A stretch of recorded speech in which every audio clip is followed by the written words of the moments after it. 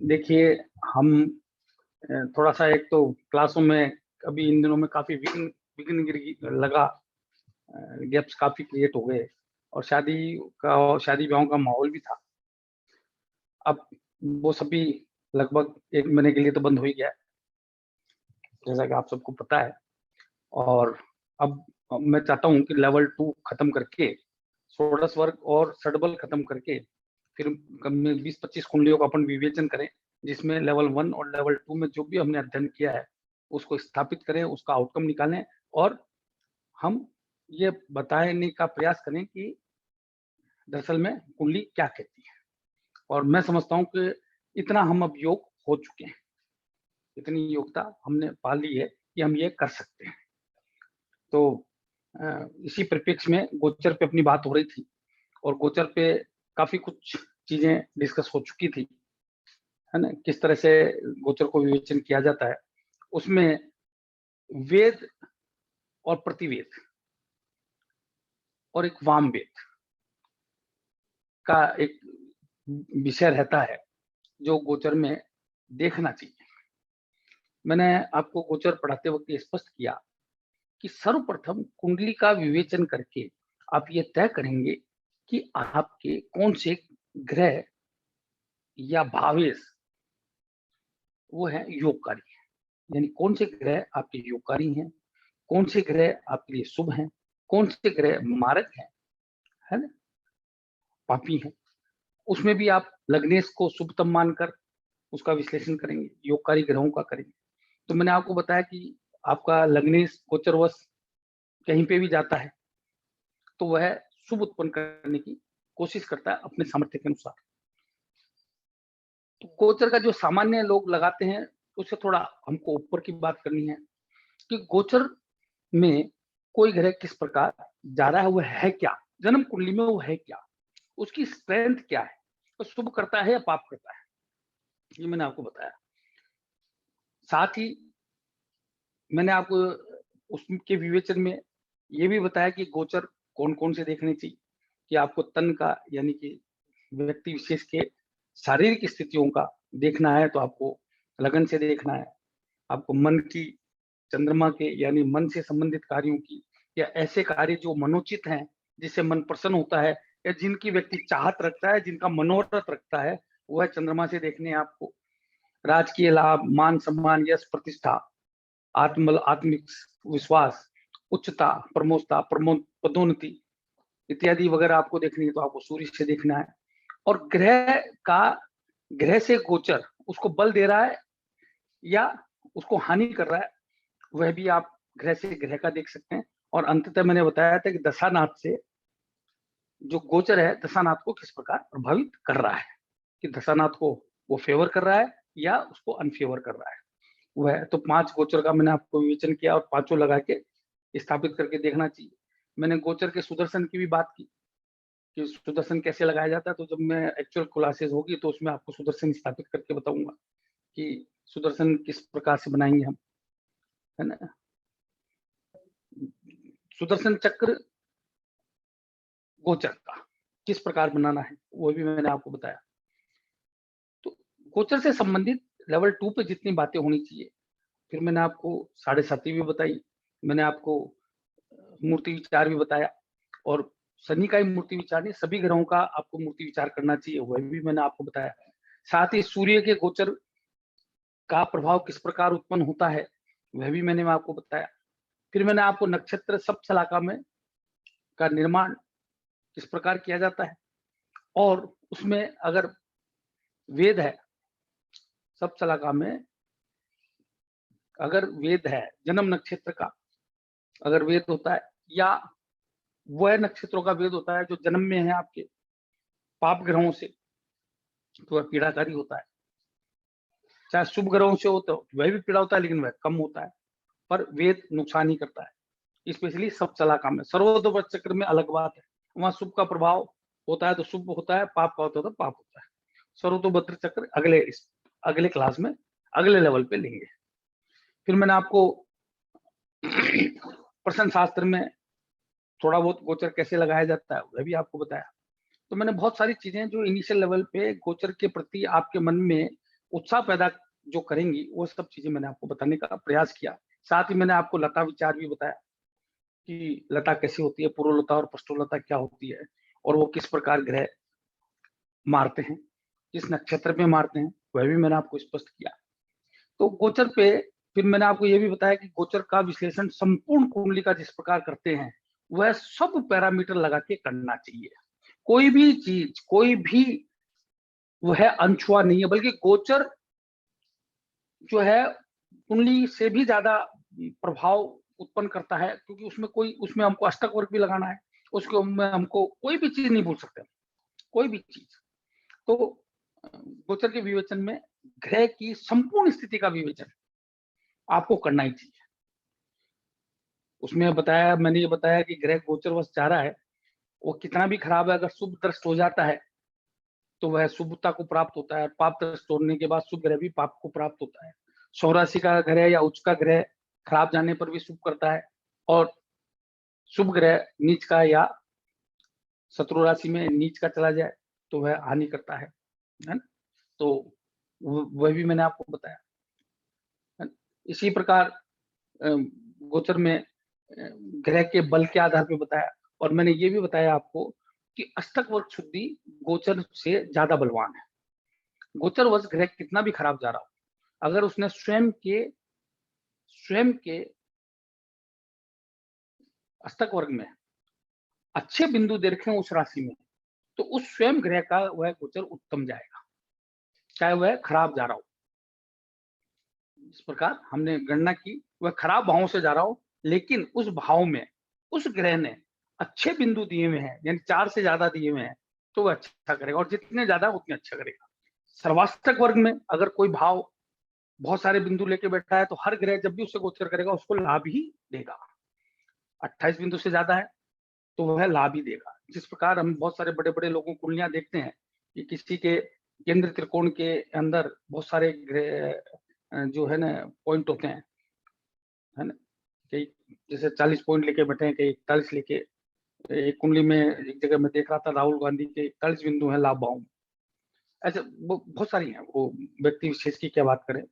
मेरे स्वयं के भी दशम में और एकादश में बिंदु अच्छे हैं, 35 38 हैं, तो मेरे को लाभ करते हैं। मेरा बेटा जो है वो उसी का लाभ उठा रहा है जिंदगी, उसके 45 बिंदु हैं 11वें भाव में, तो नहीं करते हुए भी सब कुछ पता है। तो गोचर उसको हमेशा फेवर करेगा, क्योंकि लाभ से जो भी कर देगा ना, वो लाभ उत्पन्न करके जाएगा। तो वो भी मैंने आपको बताया है। तो ये भी मैंने आपको सबको ध्यान रखना चाहिए कि आदमी को कम से कम अपनी कुंडली देखकर ये तो ध्यान होना ही चाहिए कि उसके किस किस भाव में अच्छे बिंदु हैं, तो उस भाव का गोचर तो हमेशा उसको शुभ उत्पन्न करेगा। तो तदनुसार उसको अपने कर्म क्षेत्र का निर्धारण करने में भी फायदा करना चाहिए, है ना, वो उसके लिए बेनिफिट है। तो कर्म क्षेत्र का निर्धारण है, या उन क्षेत्रों में उसको वेंचर करनी चाहिए ताकि उसको ज्यादा लाभ प्राप्त हो, सफलता की संभावना बढ़ जाए और वह सफल हो। तो ये भी एक, तो वो भी मैंने आपको बताया। अष्टक वर्ग का स्पेसिफिकली अगली क्लास में, अगला लेवल में बताऊंगा, पूरा अष्टक वर्ग बताऊंगा, तब मैं और विस्तृत रूप से बताने वाला हूँ, है ना। तो अष्टक वर्ग की अपनी महत्ता है। तो गोचर में हम कुछ भी चीज को छोड़ नहीं सकते हैं। प्रश्न शास्त्र में तो गोचर का विशेष महत्व है, कि घटना घटित होगी नहीं होगी, तो वह सब कुछ प्रश्न शास्त्र जो है वो आरूढ़ लगन के आधार पर या प्रश्न शास्त्र के आधार पर हम गोचर से ही सारा विवेचन करते हैं।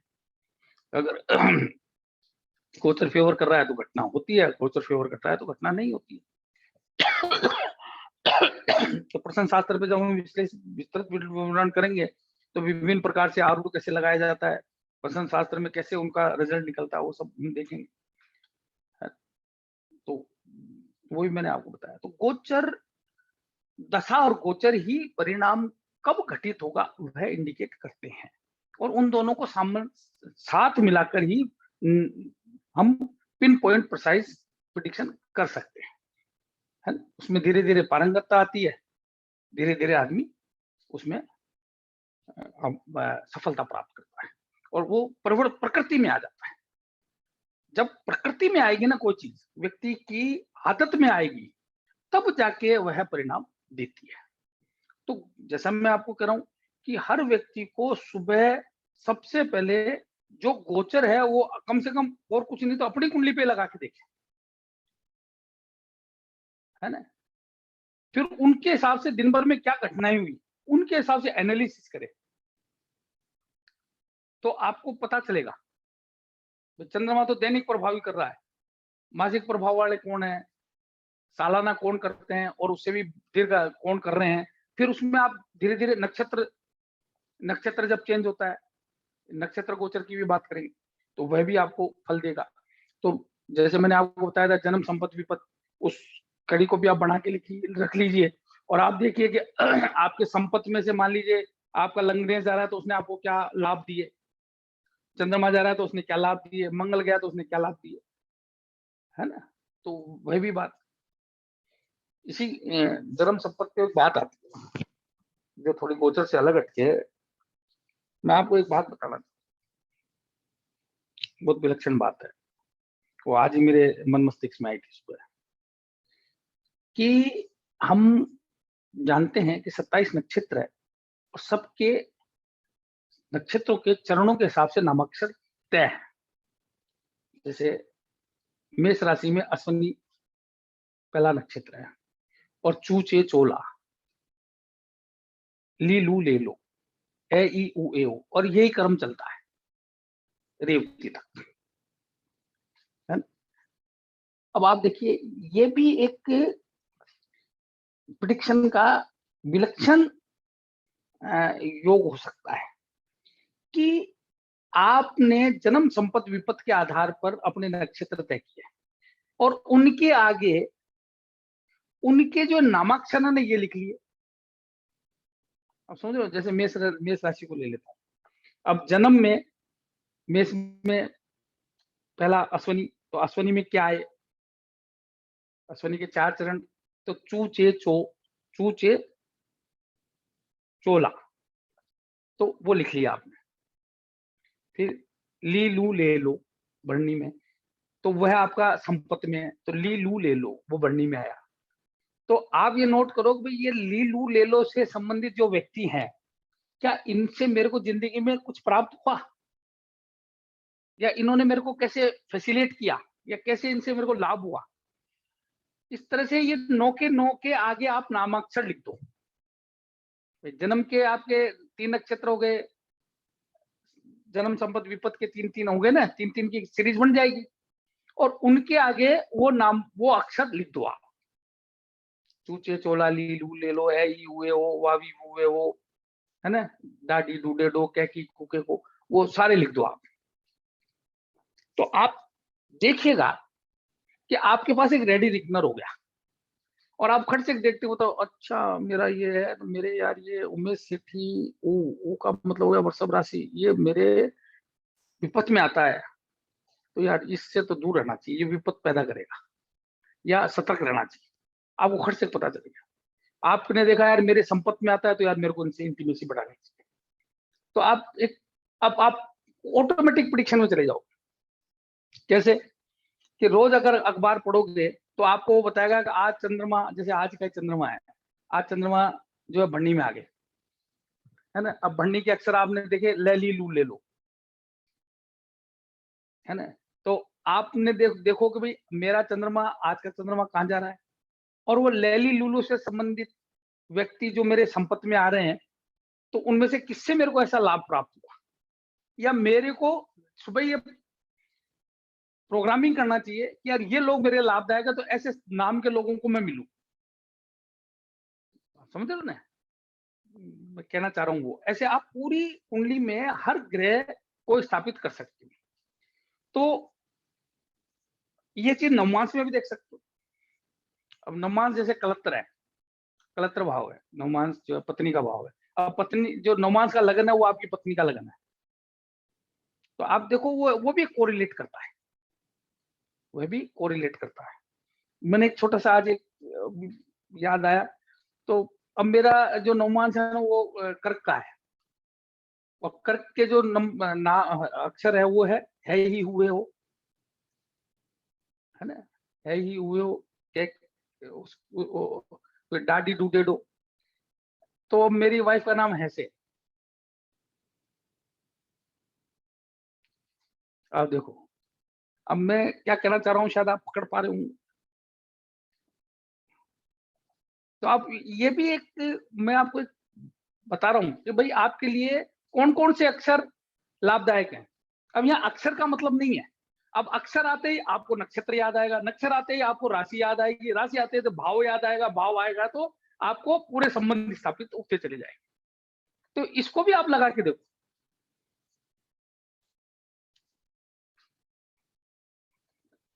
कोई बताएंगे, मैं जो समझा पा रहा हूँ कुछ समझ में आ रहा है? थोड़ी अलग सी बात है। सर बहुत अच्छे से आ रहा है। आ रहा है ना?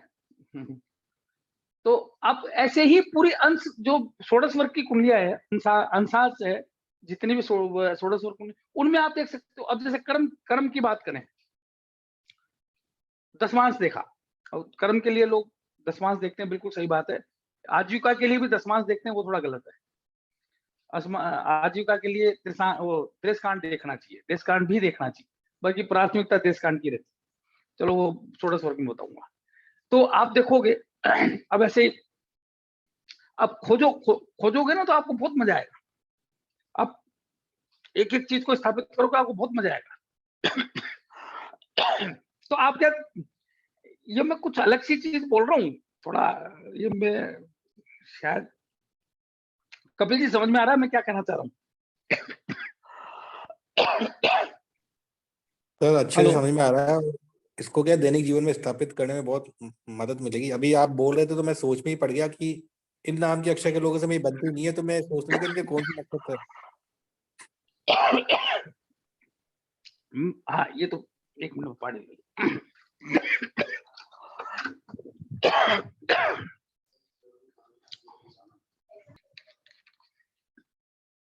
नहीं, मैं ये तो एक पहलू बताया मैंने आपको, ये तो एक पहलू बताया है नक्षत्र ज्ञान के लिए। इसको मैं थोड़ा और प्रोत्साहित और थोड़ा एलोबरेट करता हूँ।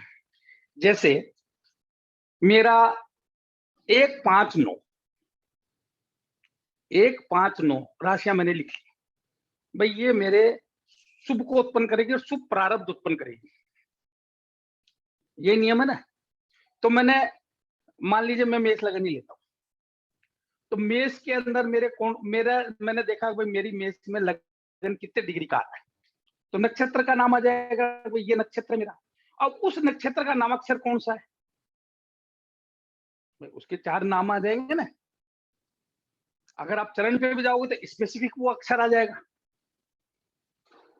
जैसे मेष राशि है, अब मेष में मान लीजिए 3 BC है किसी का लगन, तो मेष का पहला चू आ गया, तो उसने चू लिख लिया। फिर ऐसे पंचम का लिख लिया, ऐसे नवम का लिख लिया। अब ये जो स्पेसिफिक वर्ड है, ये तो उसके लिए अल्टीमेट हो गए, अल्टीमेट रिजल्ट देने वाले हो गए, क्योंकि ये क्या उत्पन्न करेंगे, ये भावों को उत्पन्न करेंगे। ऐसे आप स्पेसिफिक एक एक भाव के उन अक्षरों को स्थापित भी कर सकते हो, या चारों चरणों के आधार पे आप उन नामाक्षरों को ले सकते हो, फिर उनको आपस में कोरिलेट कर सकते हो। तो आपका आप ये डिटरमाइन करने में सक्सेसफुल हो जाएंगे कि दरअसल में कौन सा नक्षत्र, आप फट से पता चल जाएगा, और कौन सा अक्षर, तो एक रिलेशन हो जाएगा आपको। तो आप दैनंदिनी में किसी से भी संपर्क में आए, तो आप खट से बता दोगे यार मेरा कौन सा भाव उदित करेगा, ये यार मेरा पंचम भाव उदित करेगा, यार इससे बढ़ना चाहिए, मेरा 11th हाउस उदित करेगा, मेरा 10th भाव उदित करेगा, यार ये मेरा अष्टम करेगा, इससे थोड़ा दूरी कर लेता हूँ। तो आप, या अब इससे सिर्फ व्यक्ति नहीं, आप घटनाओं पे भी चले जाओ, स्थान पे भी चले जाओ, समय पे भी चले जाओ, तो वो हर चीज आपको एक आयाम देगी। मैं मतलब आपके सबकॉन्शियस माइंड में ज्योतिष किस तरह से इंसर्ट कर जाएगी, वो मैं कहना चाह रहा हूँ। तो आपको क्या डेली प्रैक्टिस में आदत हो जाएगी, आपको डेली आदत हो जाएगी। अब आदत हो जाएगी तो आप फिर मजबूर हो गए उस ग्रह को जानने के लिए, उस नक्षत्र को जानने के लिए, उस भाव को जानने के लिए, है ना, पूरी तरह जानने के लिए आप उत्सुक हो गए, और ज्योतिष के सारे नियम लगाने की धीरे धीरे आपकी प्रवृत्ति उत्पन्न हो जाएगी। फिर आप गोचर भी लगाओगे, तो दशा भी लगाओगे, तो और फिर आपको रिजल्ट्स मिलने लगेंगे तो आप धीरे धीरे धीरे धीरे आदमी की प्रफुल्लता बढ़ती जाती है, आनंद बढ़ता जाता है। तो आप रंग भी पकड़ लोगे तो आप हर चीज आपको पकड़ में आने लग जाएगी। वो खर्चे का आपको नक्षत्र भी क्लिक करेगा नहीं। हेलो हेलो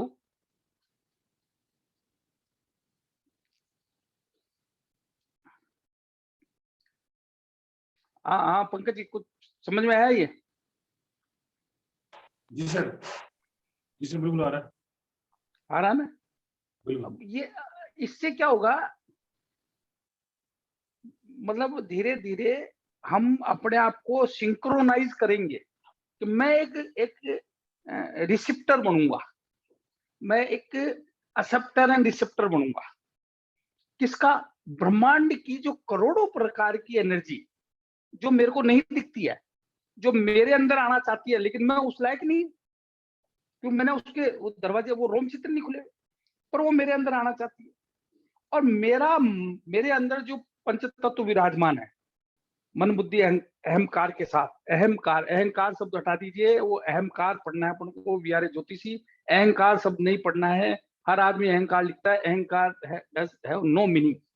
अहंकार, मैं ब्रह्म स्वरूप हूँ, और हम चूंकि इसको स्थापित करेंगे तो मैं मेरी बॉडी को जो है वह उन चीजों को तो उन्हीं से बनी हुई है।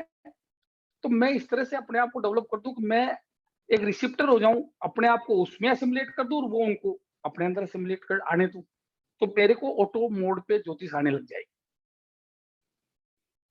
ऑटोमेटिक ज्योतिष आने लग जाएगी। मैं मजबूर हो जाऊंगा किस चीज के लिए?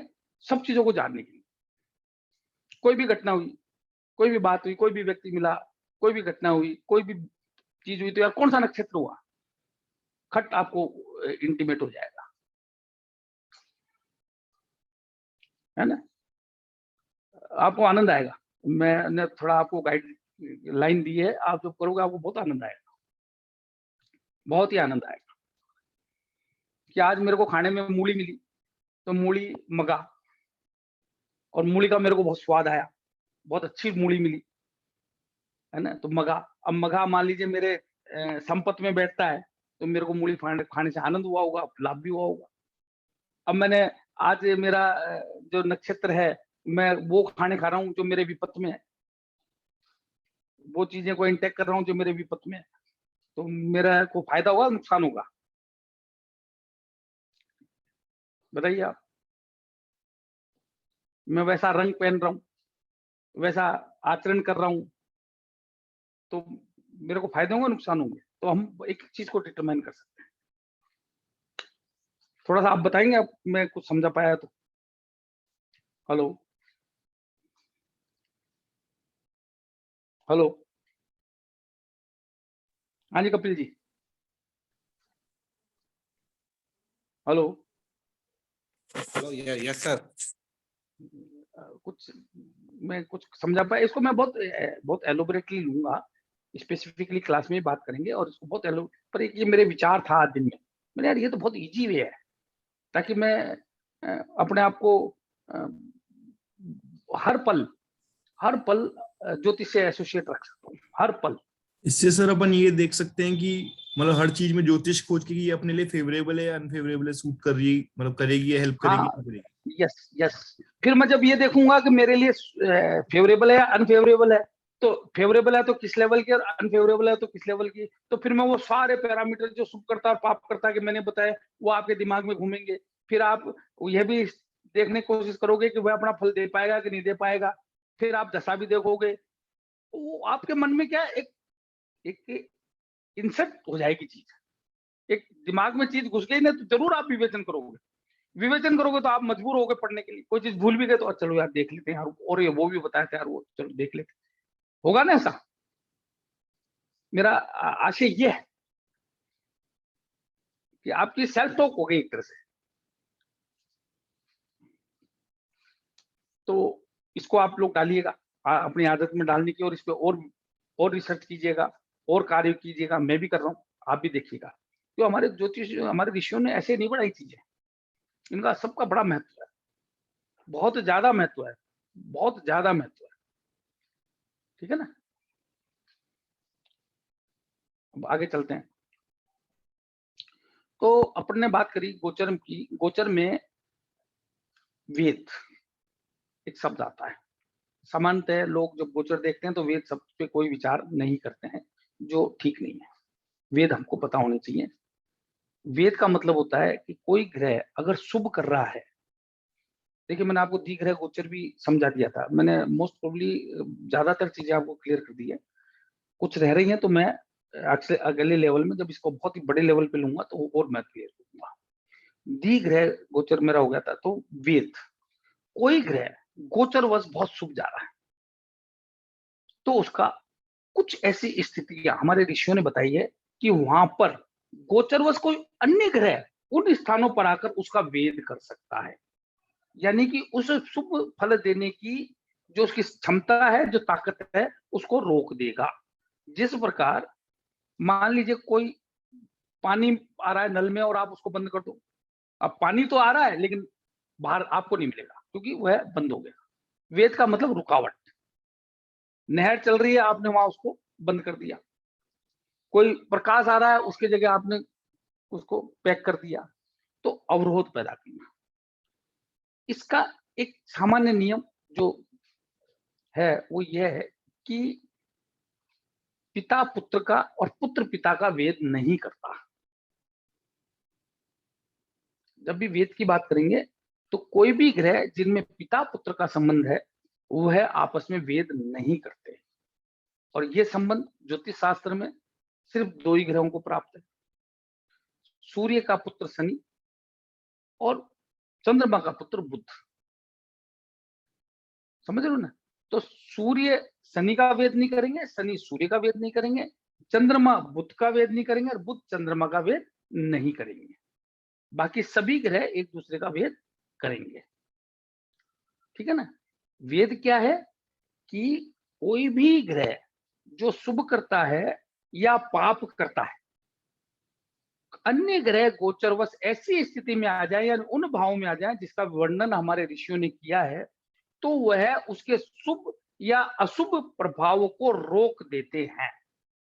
तो शुभ का वेद होने का मतलब है कि शुभत्व का खत्म होना, और अशुभ के वेद का मतलब है कि अशुभ प्रभाव का समाप्ति, जो शुभ हुआ।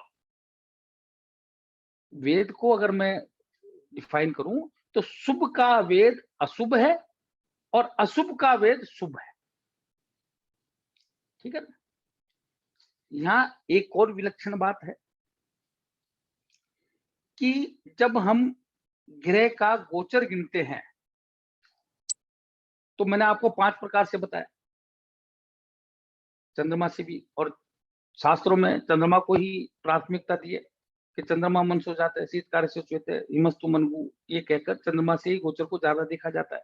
क्योंकि मेरे मनोरथ, मन की बात, मनोचित फलों की प्राप्ति है ना, वही सबसे ज्यादा मेरे को प्रशंसा देती है, और मन ही सबसे ज्यादा खुश और दुखी होता है। तो सबसे ज्यादा प्रभाव उस पर होता है, और मन के हारे हार है और मन के जीते जीत है। तो मनोचित होने पर आदमी जीता हुआ महसूस करता है, प्रफुल्लित होता है ना। तो इसलिए चंद्रमा को प्राथमिकता दी है। लेकिन हम चूंकि आधुनिक ज्योतिषी हैं तो हम जब चीजों का स्पेसिफिक विवेचन करना चाहें तो हमको स्पेसिफिकली विवेचन करना चाहिए। तो हम वह गोचर देखते हैं चंद्रमा से। लेकिन वेद में ग्रह से ग्रह का होता है। वेद में ग्रह से गिनना उसको, ये सामान्यतः गलती हो जाती है कि हम दोनों चंद्रमा से गिन देते हैं। तो गोचर चंद्रमा से गिनेंगे, लेकिन वेद जो है, सॉरी, बिल्कुल बिल्कुल मैं थोड़ा गलत, वेद भी चंद्रमा से गिना जाएगा, प्रतिवेद ग्रह से होगा, सॉरी, वेद भी चंद्रमा से गिना जाएगा।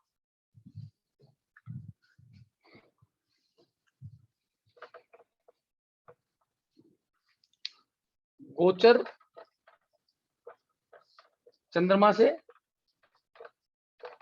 तो वेद भी चंद्रमा से ही गिना जाएगा। ठीक है ना। वेद भी चंद्रमा से ही गिना जाएगा। मैंने आपको स्पष्ट किया कि वेद जो है पिता पुत्र का नहीं करते हैं, है ना? और वेद क्या होता है? अब जो गोचर है उसके आगे वेद लिखा हुआ है, वह सीट आप अपने पास हमेशा अपने बटुए में रखें। मैंने बनाई हुई है, आपको सबको व्हाट्सएप कर दूंगा, है ना? वह सीट मैंने बनाई हुई है, मैं आपको सबको व्हाट्सएप कर दूंगा, आप प्रिंट निकाल लें और अपने बटुए में रखें। उसको याद करना थोड़ा कठिन कार्य है ना? तो आप अपने बटुए में रखें, धीरे धीरे प्रैक्टिस करने से वो याद भी हो जाएगी।